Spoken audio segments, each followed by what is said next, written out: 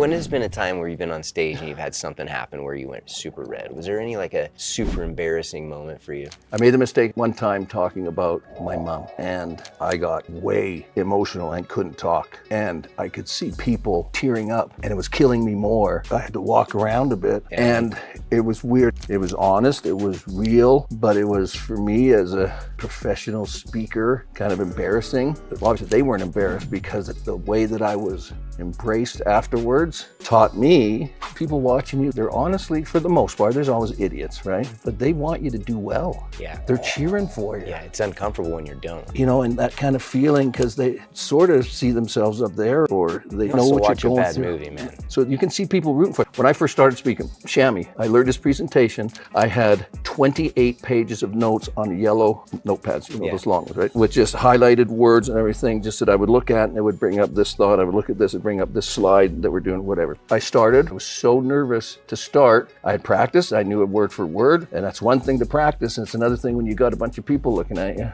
right? And I wrote into it, I go, listen, you have literally heard from some of the best, but I'm not a professional speaker. I am so scared right now. I am so nervous. And I picked up, I said, I got 28 pages of notes. This is new to me. I saw people just going, literally going,